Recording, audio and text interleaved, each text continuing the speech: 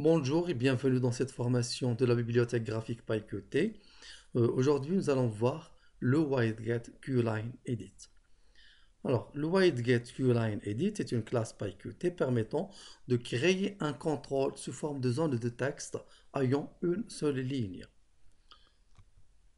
Alors, pour créer une zone de texte QLine Edit, je dois premièrement créer une fenêtre PyQt.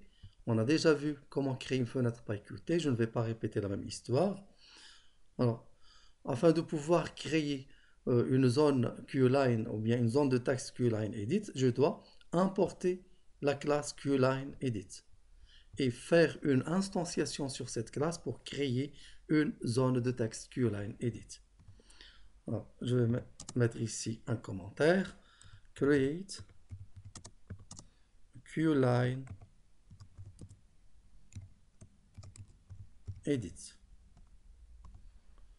Alors, je vais lui donner un nom, par exemple QLine égale QLine Edit, et je précise l'objet parent, c'est-à-dire ce QLine Edit, ou bien cette zone de texte, va être placée sur quoi? Eh bien, elle doit être placée sur la fenêtre principale. Win.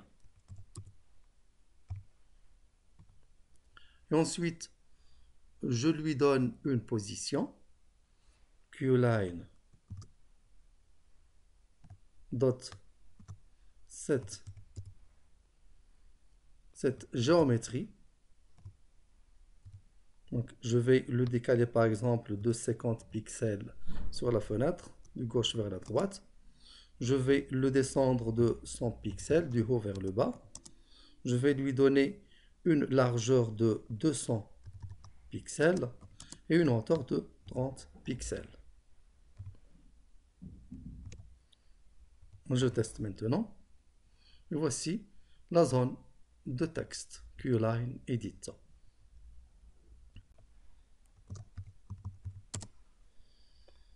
Je peux aussi changer le style, changer par exemple l'arrière-plan, la couleur de la police, la taille, etc. à l'aide de la méthode setStyleSheet.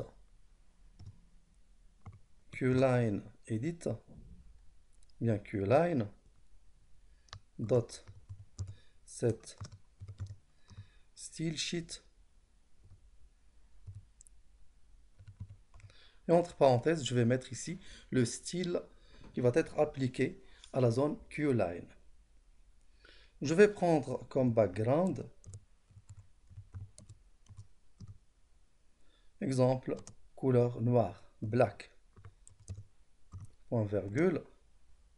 Donc ça c'est ce qu'on appelle le Q Style Sheet, c'est semblable au CSS, Cascading Style Sheet, c'est exactement la même chose. Ensuite, je vais utiliser comme couleur de la police, color, deux points, exemple yellow, jaune.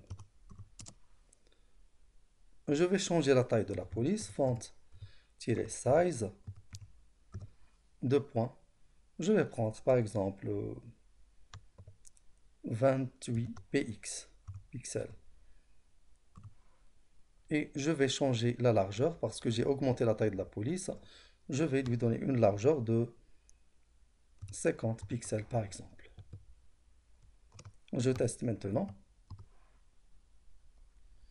Et voici maintenant la couleur de l'arrière-plan qui change, la taille de la police, la couleur, etc.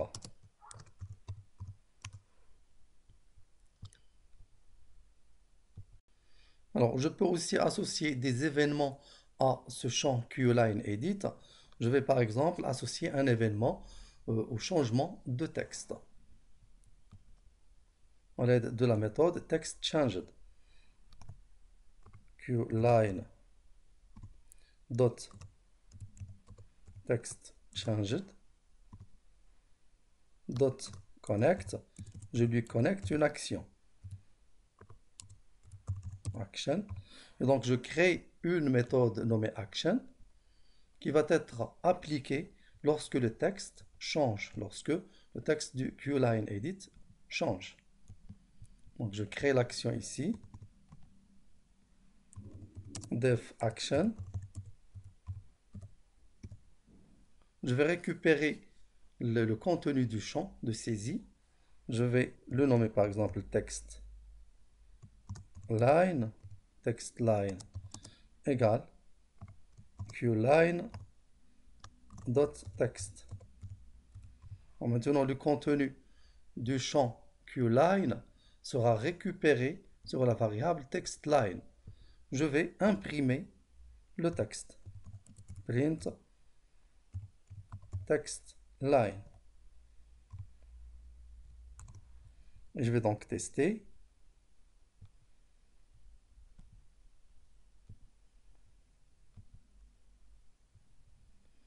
Je vais taper quelque chose. Hello world. Vous voyez que lorsque le texte change, le contenu s'imprime à l'écran. Et voilà, c'est terminé pour aujourd'hui. Merci, au prochain tuto.